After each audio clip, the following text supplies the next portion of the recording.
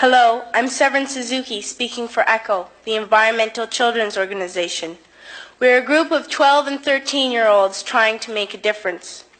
We've raised all the money to come here ourselves, to come 5,000 miles to tell you adults you must change your ways.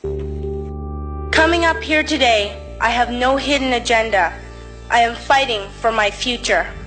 Losing my future is not like losing an election or a few points on the stock market. I am here to speak for all generations to come. I am here to speak on behalf of the starving children around the world whose cries go unheard, for the countless animals dying across this planet because they have nowhere left to go. I am afraid to breathe the air because I don't know what chemicals are in it. I used to go fishing with my dad until just a few years ago we found the fish full of cancers. And now we hear of animals and plants going extinct, every day vanishing forever. I have dreamt of seeing the great herds of wild animals, jungles and rainforests full of birds and butterflies. But now I wonder if they will even exist for my children to see. All this is happening before our eyes, and yet we act as if we have all the time we want and all the solutions. You don't know how to bring back an animal now extinct, and you can't bring back the forest that once grew where there is now a desert.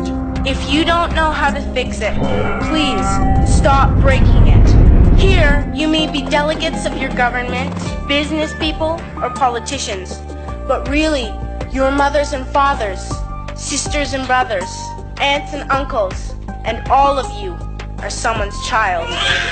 I'm only a child, yet I know we are all part of a family, billions strong.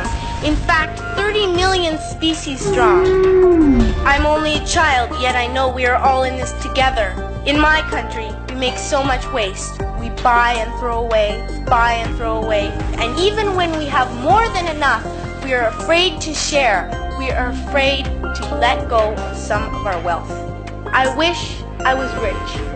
And if I were, I would give all the street children food, clothes, medicines, shelter, and love and affection.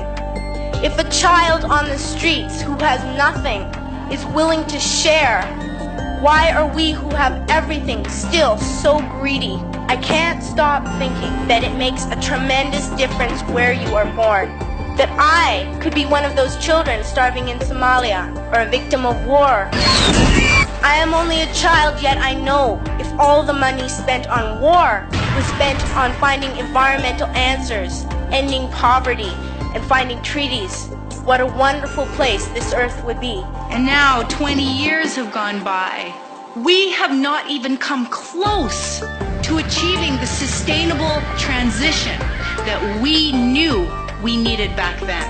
It is clear that the current global meta strategy is to turn everything from nature into profit at a rate and at a scale that dwarfs its opposition. We need nothing short of a massive paradigm shift. At school, even in kindergarten, you teach us how to behave in the world.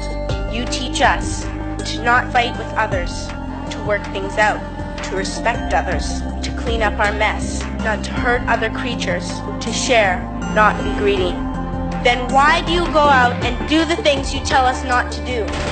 You are deciding what kind of a world we are growing up in. Parents should be able to comfort their children by saying, everything's going to be all right. It's not the end of the world, and we're doing the best we can. But I don't think you can say that to us anymore.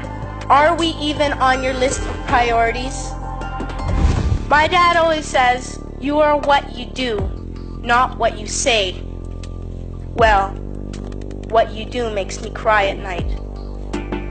You grown-ups say you love us, but I challenge you, please, make your actions reflect your words. Thank you.